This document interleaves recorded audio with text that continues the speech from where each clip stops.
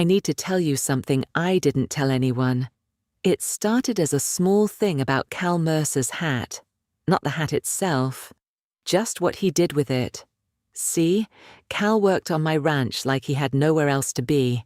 Quiet, steady, always early, always calm, the kind of man who can mend a fence without saying a word.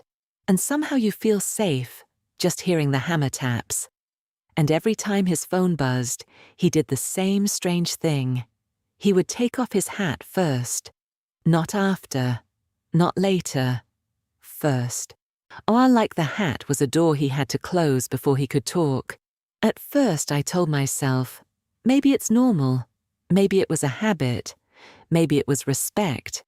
Maybe he didn't like the wind hitting his ear while he listened. But it kept happening.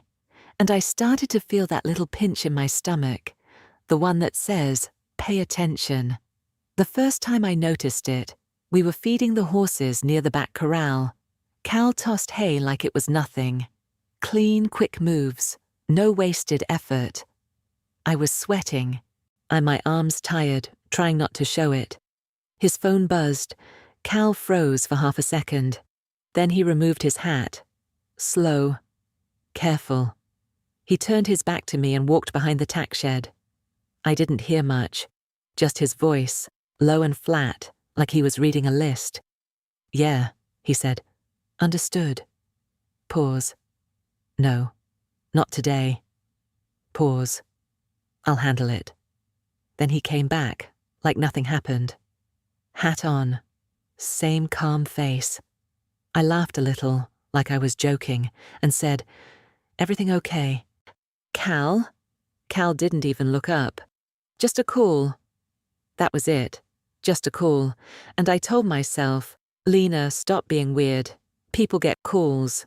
Still, why take off the hat? The second time was 2 days later at the diner in town. Before we continue, if you are new on my channel, please like this video and comment where you are listening from. Don't forget to subscribe and turn on the bell notification icon so that you will be the first to be notified anytime I drop a new story. Let's continue. It was one of those small-town diners where the coffee tastes like it's been living there since forever. The waitress, Rose, knows your name before you even sit down. Everyone looks up when the bell on the door rings. Cal didn't like town much, but I needed supplies, and I needed the ranch truck to keep running, so he came with me. We sat in a booth near the window. Cal's back was to the wall, like he wanted to see everything. Rose asked, "You two want pie today?" I said yes too fast. Cal said, no, thank you."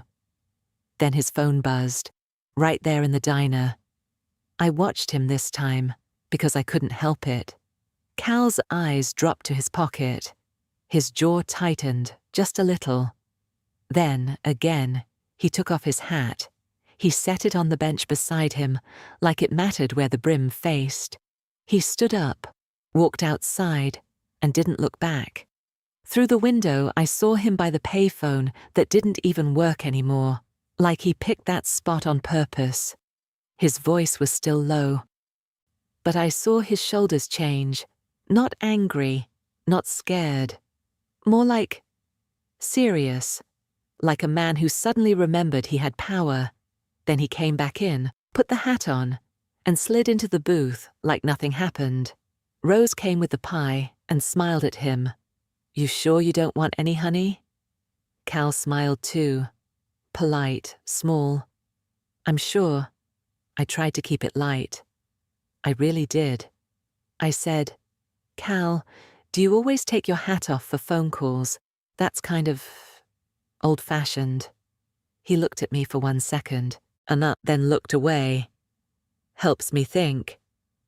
That answer should have been enough, but it wasn't. Because I had seen how he stood outside, like he wasn't a ranch hand at all, like he was someone else wearing a ranch hand's clothes. I wanted to ask more, but I didn't. I swallowed it down with coffee and pie and told myself again, maybe it's normal. Then came the third time, and that's when maybe started turning into No. It was late afternoon. The sky was turning orange. I'm the kind of light that makes everything look softer than it is. Cal was fixing the gate by the east pasture. I was in the ranch office, going through bills with my head pounding. The ranch was my uncle's. He left it to me when he passed. People in town said I was brave to try running it. What they meant was, she's going to fail. They didn't say it out loud, but they didn't have to. Every time I walked into the feed store, someone's eyes would slide to the old men near the counter. Also, every time I asked for an invoice, the tone got a little sharper, like they were already measuring my loss. So yes, money mattered. Trust mattered too, because if I trusted the wrong person, I could lose everything. That afternoon, I heard Cal's phone buzz from outside. A normal thing. But then I heard the tack room door open. Cal never came into the office side of the house. He didn't like being inside. He said the walls made his head feel full. So when I heard boots on the porch, I looked up. Aunt Cal stepped into the mudroom, and I watched him do it again. He removed his hat. He didn't see me at first, because I was half hidden behind the office doorway. He stood still with the hat in his hands, like he was holding something fragile. Then he answered. "Yeah," he said. Pause. "No." I said no. Pause. This is not negotiable. I felt my throat go tight. Cal never talked like that. To me, Cal was always, "Yes, ma'am." And I got it, and no problem. But right then, his voice sounded like a man giving orders. I leaned forward, quiet, trying to hear. He lowered his voice even more, but I caught pieces. "State. Announcement. Keep it clean. Don't put her in the middle. Her. Me." My skin went cold. Cal glanced toward the office like he sensed me, and I pulled back fast, heart beating too loud. Then he ended the call. He put his hat back on like he was putting a lid on a pot, and he walked right back out. Like nothing happened. I stood there in the office, staring at the bills on my desk, but the numbers blurred. Don't put her in the middle.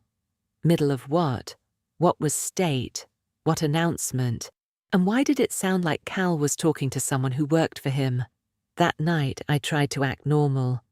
Cal ate dinner at the small table by the window. Quiet as always. He didn't talk much. He never asked personal questions. He never flirted. He never tried to get close, which is why I felt safe around him. Safe enough to let him stay in the bunkhouse. Safe enough to leave him alone with my fences, my animals, my land. Safe enough to treat him like he was just Cal. A simple ranch worker with no big dreams. That's what I thought. After dinner, I washed dishes and watched him through the window. Cal walked toward the barn. He didn't turn on the barn lights. That was odd, because Cal hated tripping hazards. He was careful that way. But he went in the dark anyway. And after a minute, a faint light flickered inside. Not the barn light. Something smaller, like a phone screen. I set the last plate down too hard. It clinked and made me jump. I told myself, "Lena, stop. You're tired. You're stressed." He's allowed to have private calls, but my feet were moving before I decided. I grabbed my jacket and stepped outside. The air smelled like dry grass and cold dirt. I walked toward the barn slow, like I wasn't spying, like I belonged there. Because I did. It was my barn. As I got close, I heard Cal's voice again, still low, still controlled, and then the sound that made my stomach drop. A second voice, not on a speaker, not on a phone, a real voice. Someone else was in my barn. I froze behind the doorframe, heart slamming. I didn't see faces, just shapes. Shadows moving. Cal said, "No, she can't know yet." The other voice said, "The state office is moving faster than we thought." State office. Again. My mouth went dry. Cal said, "Then we adjust." The other voice laughed once, short and sharp. "You always say that." Cal didn't laugh. He said, "Because it's true." Then there was a pause, where the barn felt too quiet. I could hear my own breath. And then, softly, Cal said, "I'm not going to let them take it." It. My ranch, my land, my uncle's place. My hands started to shake. I took one step back, and my boot nudged a loose piece of wood. It scraped. A tiny sound. But in the silence, it was a shout. Inside the barn, everything stopped. I held my breath. Then Cal's voice, sharp now. "Who's there?" I didn't answer. I couldn't. Because suddenly I felt stupid, and scared, and angry, all at once. Cal stepped toward the barn door, and a beam of light slid across the crack like a knife. I backed away fast, turning toward the house, trying to look like I had never been there. My brain raced. Say you came to check a latch. Say you heard a noise. Say anything. But before I could reach the porch, I heard boots behind me. Fast, quiet. Then Cal's voice, close. "Lena." I stopped. I turned slowly. Cal stood a few feet away. His face was calm again, but his eyes were not. His hat was in his hand. Of course it was. He took it off, like he couldn't talk to me with it on. That alone made my chest feel tight. I forced a laugh that didn't sound like me. "You scared me. I thought I heard something by the barn." Cal stared at me, reading me like a page. Then he said, gentle but firm, "You should go inside." That wasn't an answer. That was a command. I crossed my arms to hide my shaking. "Cal, who was that in my barn?" Cal didn't blink. "Just someone passing through." My stomach twisted. Passing through? At night? In the dark? In my barn? Cal's jaw tensed. Then he did something he never did. He lied badly. He said, "It's nothing." I felt heat rush up my neck. "You told someone I can't know yet." "Know what?" Cal looked past me, toward the open land. And like the answer was out there. I stepped closer. "Cal, look at me." He looked at me then, and for a second, I saw something in his eyes that didn't match the ranch worker I thought I knew. Not guilt, not fear, control. Like he was deciding how much truth I could handle. He spoke slowly. "Lena, there are things happening around this land." My throat tightened. "What things?" Cal opened his mouth, then closed it again. He put his hat back on. That was the worst part. It felt like a wall going up between us. I whispered, "Are you in trouble?" Cal shook his head once. "No." "Then am I in trouble?" His eyes flicked to my house, my barn, my fences. He didn't answer right away, and that pause was loud. Finally he said, "You might be." My heart dropped. Because of who? Because of what? Cal's phone buzzed again. And just like always, he took off his hat. But this time, he didn't turn away from me. He looked right at me as he answered. "Yeah," he said. Pause. His face changed, just a little, like someone had pulled a string inside him. Then he said, "Already?" "No, I understand." Pause. His eyes stayed on mine. Then he said the words that made my skin go cold. "She opened the mail." I blinked. "What mail?" Cal ended the call. Slowly, he reached into his jacket pocket. He pulled out an envelope I had never seen before. Thick. Official. A stamp on the back. And on the front, right where my eyes went first, was a seal. A state seal. My name was printed under it. Lena Brooks. Cal held it out to me like it was heavy. Like it could break the ranch just by being opened. I swallowed hard. "Cal, what is that?" Cal's voice was quiet, too quiet. "Don't open it out here," he said. "Not where anyone can see." My hands trembled as I took the envelope. The paper felt stiff, expensive, not like the bills I was used to. My heart pounded so hard I could hear it in my ears. I whispered, Cal, why would the state send me something?" Cal leaned closer, and when he spoke, his words felt like a door closing behind me. "Because tomorrow," he said, "they're going to announce who really owns this land." My breath caught. I stared at the envelope. Then I looked up at him, and Cal Mercer, quiet Cal, simple Cal, looked at me like he already knew what the letter said, like he had been waiting for this day, and I realized something that made my mouth go dry. Cal wasn't surprised. He was prepared. I turned the envelope over, fingers on the seal, and Cal whispered, "Lena, if you break that seal, your life changes tonight. Listen." I didn't sleep after Cal said that, not because I was scared of the dark, because I was scared of the paper in my hands. That envelope sat on my kitchen table like a snake that wasn't moving yet. The state seal. My name. Clean ink. No mistakes.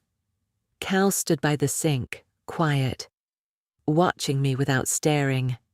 I tried to laugh, and I tried to act like I was still the same Lena, the one who paid bills late and pretended she wasn't drowning. But my voice came out thin. "Cal," I said, "tell me the truth. Is this about taxes? Is this about my uncle's will? Is somebody saying I don't own the ranch?" Cal didn't answer right away. He walked to the window. He looked out at the yard like he was checking for shadows. Then he said, "It's about land." I held the envelope tighter. "That's not an answer." Cal turned back to me. His face stayed calm, but his eyes looked tired, like he had carried this for a long time. He said, "Lena, there are people who want what you have." I almost laughed again. "What I have? I have broken fences and unpaid feed bills." Cal's mouth moved like he wanted to smile, but he didn't. He said, "You have territory." That word hit different. Not acres, not a ranch. Territory. That sounded like maps, lines, power. I looked down at the seal again. My fingers were right there. One rip and I would know, but Cal's warning was still in my ears. "If you break that seal, your life changes tonight." I whispered, "Why would the state announce who owns land? Don't they already know?" Cal said, "They're doing a public land report, statewide, big, press, cameras." My stomach tightened. "Cameras?" Cal nodded once. "It's meant to calm people down. There's been fighting, rumors, lawsuits." I swallowed. "So where do I fit in?" Cal's phone buzzed. He took off his hat. Of course. But this time he didn't answer it right away. He stared at the screen like it was a problem he didn't want. Then he put the phone back in his pocket. He put the hat back on. He said, "You fit in because your uncle's ranch sits in the middle of a line they care about." "A line," I repeated. "What line?" Cal took a breath. "I can't explain it all tonight," he said. "But I can keep you safe if you listen." My chest burned. Safe from who? Cal's eyes flicked to the door. Then he spoke softer. "From buyers, from men who think they can scare you, from people who believe a young woman can be pushed off land with the right pressure." My hands shook. I hated that he was right, because I had felt that pressure for months. The banker who smiled too much, the feed store guy who acted like he was doing me a favor, the neighbor who joked that my uncle should have left the ranch to a man. Pressure. All of it. I stared at Cal. "Why do you care so much?" Cal didn't blink. "Wait, because I do." That answer made no sense, and it made too much sense at the same time. I tried again. Cal, who are you talking to in my barn? Cal's jaw tightened. Someone I trust. Why were they here? He paused. Then he said, because tomorrow is going to be loud. I looked down at the envelope again. So should I open this? Yes or no? Cal stepped closer, slow. He said, not yet. I snapped, not yet. It has my name on it. Cal's voice stayed even. If you open it tonight, you'll panic. I'm already panicking, I said. Cal held my gaze. Not like you will. That chilled me. I sat down hard in the chair. The wood creaked under me. The kitchen felt too quiet. I heard the old fridge hum. I heard the clock tick. I heard my own breathing. Then I asked the question I was afraid to ask. Cal, I said, are you using me? Cal flinched. Just once. Like I finally stepped on a nerve. He said, no. I watched his face for any crack. You swear? I asked. Cal nodded. Us, I swear. I swallowed. Then why do you keep acting like you're hiding in my life? Cal's eyes dropped to the envelope, then up to my face. And he said, because hiding is safer than being seen. That made my skin prickle. I leaned forward, voice low. Seen by who? Cal didn't answer. He reached across the table and gently slid the envelope away from my fingers. He didn't take it. He just moved it, like he didn't want me to rip it open on impulse. Then he said, we'll go to town early. We'll sit through the announcement. We'll leave right after. And if the letter says I'm losing the ranch, I asked. Cal said, then I'll fix it. I stared. You'll fix it? Cal's face didn't change. He said it like a simple thing, like fixing a fence. That was the moment I stopped seeing him as just Cal. Because ranch hands don't talk like that. Ranch hands don't promise to fix the state. I whispered, who are you? Cal's mouth tightened.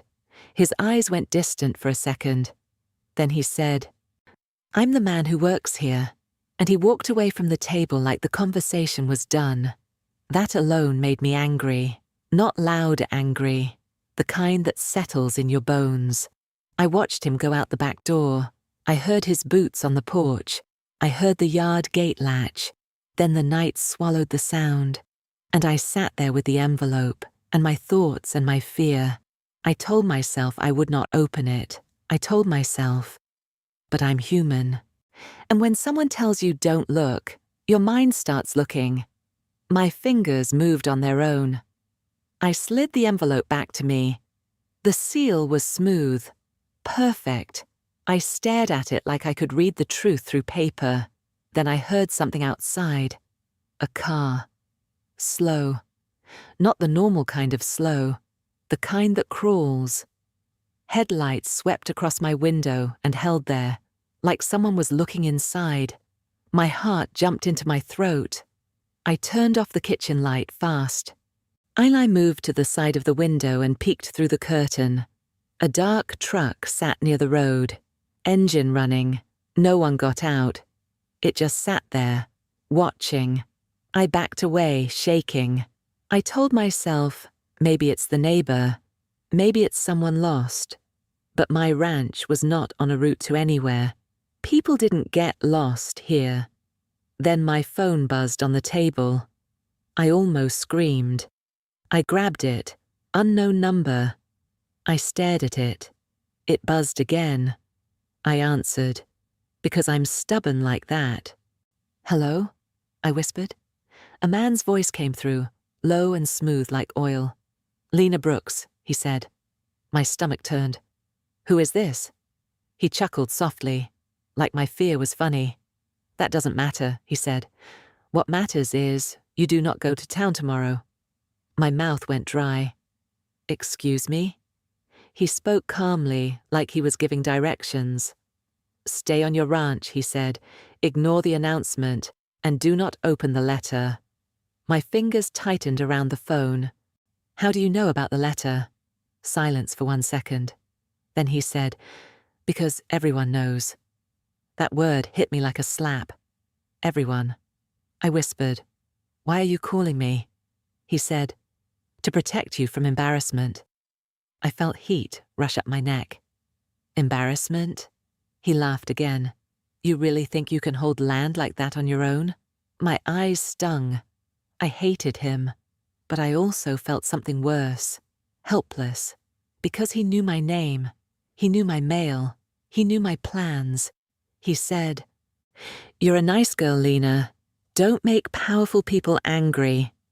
I swallowed hard. "Are you threatening me?" He answered like he was surprised I'd say such a thing. "I'm warning you," he said. "There's a difference." I heard a sound behind me, a floorboard creak. I spun around. Cal was in the kitchen doorway. I didn't even hear him come in. His face was still. His eyes were sharp. He mouthed, "Who is it?" I held up one finger, shaking. I whispered into the phone, "I'm not scared of you." The man on the line sighed like I was a child. "Then you should be," he said, "because tomorrow the quiet worker you hired will not be able to hide you anymore."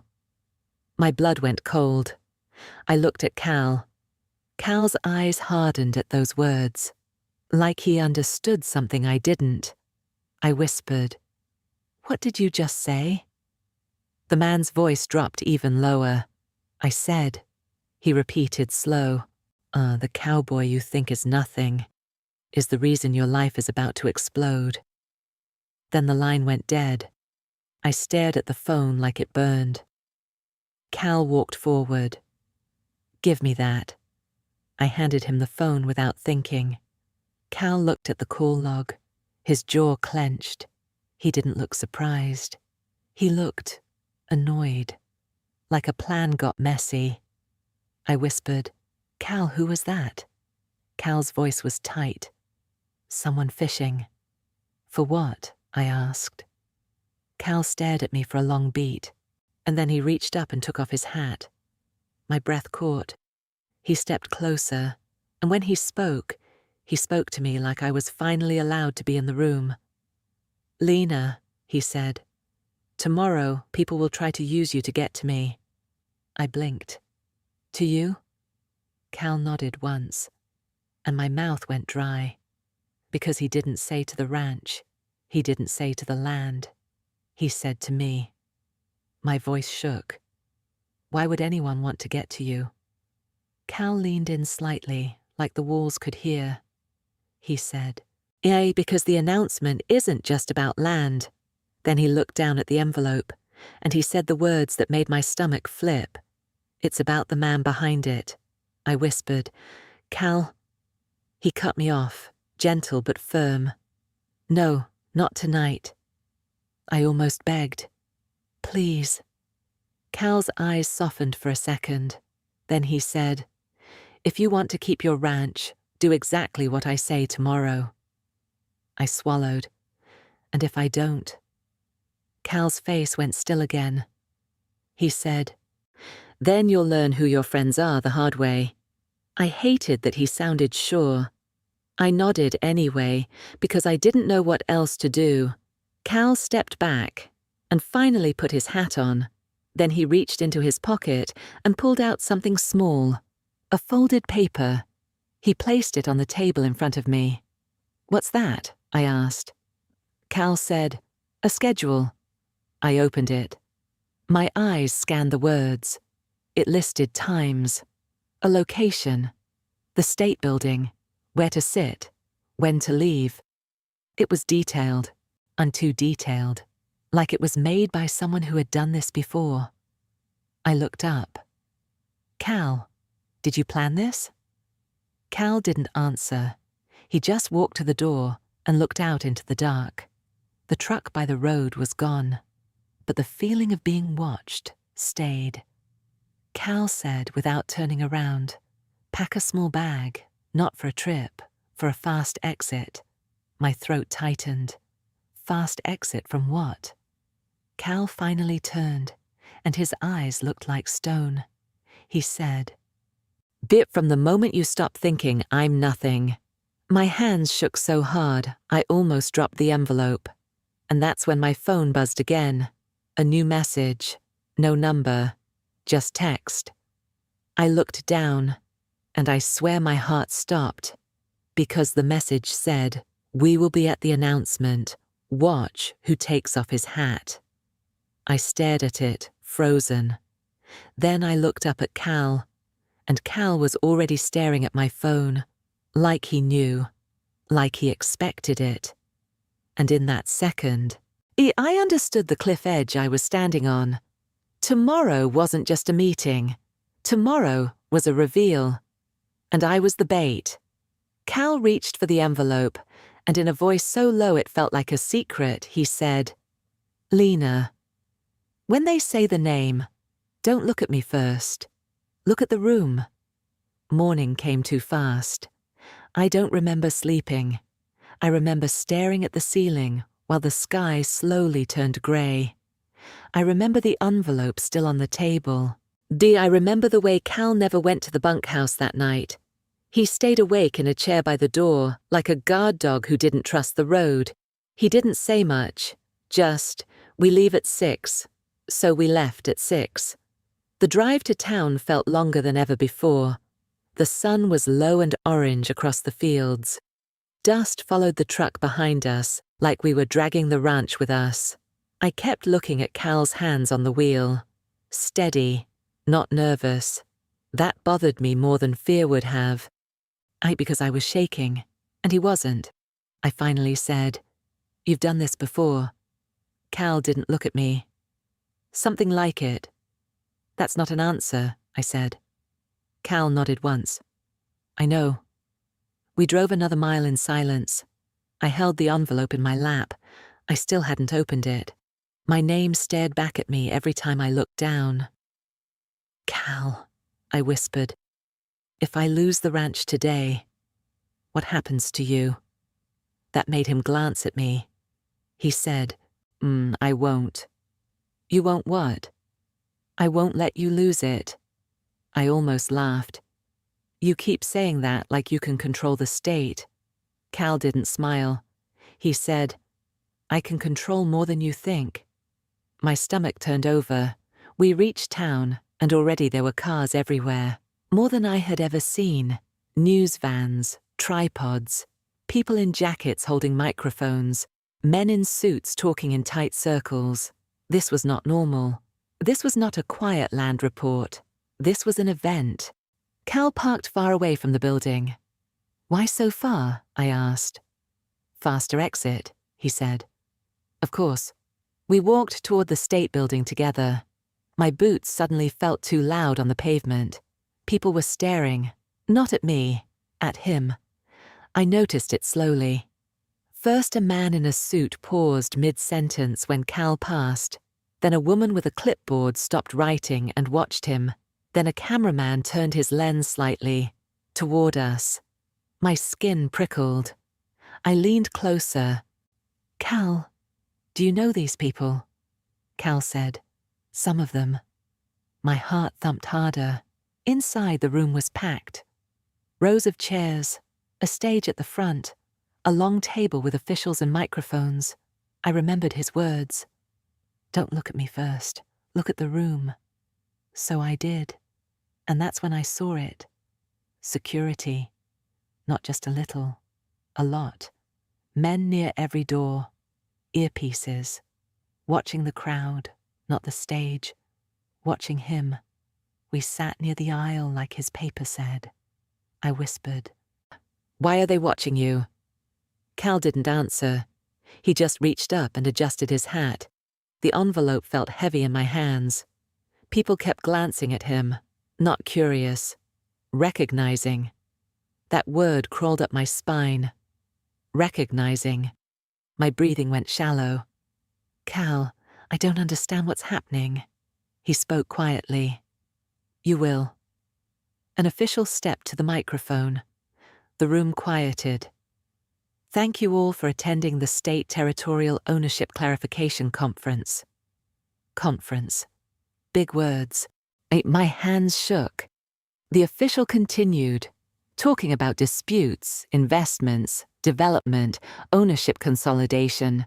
Most of it went over my head. Until the final declaration concerns the largest private landholder in this region. My heart started pounding so hard I could barely hear.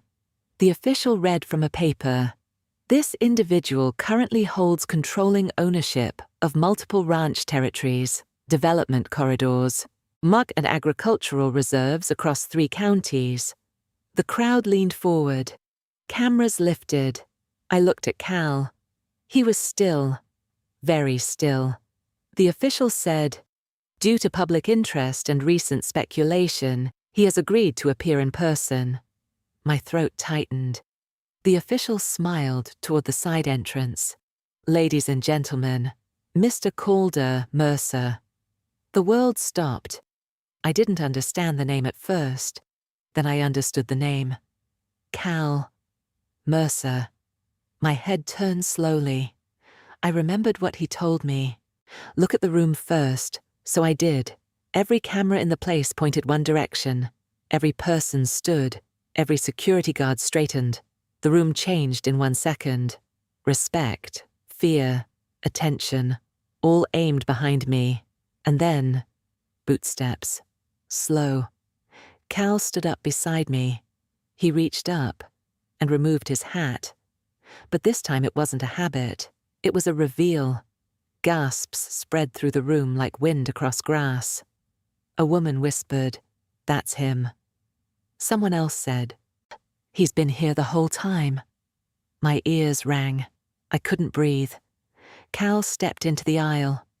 No, not Cal. The man I thought was Cal. He walked toward the stage, calm, steady, like he belonged there. Because he did. The official shook his hand. Microphones pushed forward. Cameras flashed. My vision blurred. He turned slightly, and for 1 second his eyes found me in the crowd. Not proud, not apologizing. Just honest. Like he had always been this person, and I was the last one to see it. The official spoke again. "Mr. Mercer has maintained private oversight of these lands for years through holding companies. His recent in-person involvement has been part of a direct review process." My chest tightened. Holding companies, years. The ranch. I whispered, barely a sound. "You own it." Not part, not neighboring. Mine. He owned my ranch. Every late payment he helped me with. Every fence he repaired. Every night he stayed. He wasn't helping a struggling owner. He was protecting his land. My stomach dropped. I felt stupid, embarrassed, small. Then the official said something else. "And as of last night's finalized documentation, the Brooks Ranch has been transferred into a protected private trust, preventing forced acquisition." I blinked. Transferred. Protected. My head lifted. Wait. Protected? I stared at him on the stage. He was already looking at me. He spoke into the microphone. And for the first time, I heard his real voice. Clear. Strong. Oh, carrying across the entire room. "I did not come here to take land from people," he said. "I came to stop people from losing it." My heart thudded painfully.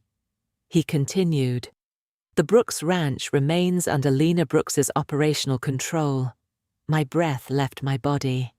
The crowd murmured. He went on. "Some investors believed they could pressure a young owner into selling. They cannot." My eyes burned. He knew. He had seen everything. The banker, the pressure, the watching truck. He hadn't been pretending to be nothing. He had been standing beside me, silently shielding me. The official asked a question about business strategy. He barely answered. Instead, his eyes moved back to me again. Just once. That same quiet look. And I finally understood. He never corrected me when I treated him like a worker. Because he wanted to know if I would respect him without power. I felt tears slip down my face. Not because he was rich, because he trusted me enough to stay. The room buzzed with reporters. People rushed forward, but I couldn't move. My legs felt weak. He stepped off the stage. Security moved around him, but he walked straight through them, straight to me. The room parted, like water. He stopped a few feet away. No cameras in that moment mattered. No reporters. Just us. I whispered, voice shaking. You lied to me. He nodded once. Yes. I swallowed. You owned everything, and you shoveled stalls. A faint smile touched his mouth. They still needed shoveling. My voice cracked. Why? He answered softly. Because I wanted to meet the woman who refused to quit when everyone expected her to. My eyes blurred. All those calls, the hat, the barn, the men watching. Investors, he said, and competitors. I held the envelope up. And this? He said, protection paperwork. I needed your land legally shielded before today. I stared at him. You were protecting me the whole time. He shook his head gently. I was protecting what you built. Silence hung between us. Then I asked the real question, the one that mattered more than land, money, or reputation. Who are you now? I whispered. He looked right at me. Not the CEO, not the ranch hand, just the man. I'm still Cal, he said, if you still want me to be. My chest hurt in a good way, because for the first time, I knew why he took off his hat before every call. Not respect, not habit. He was separating two lives, the powerful man, and the man who chose to stand quietly beside me. I laughed through tears. You know, I almost fired you last month. He smiled. You would have had a very long meeting with human resources. I shook my head. Then I stepped forward and hugged him, right there in front of everyone. Gasps, cameras, voices. I didn't care, because the quiet cowboy who let me think he was nothing was the man who gave me everything without taking my dignity away. And that was the moment my life didn't just change, it finally made sense. The end.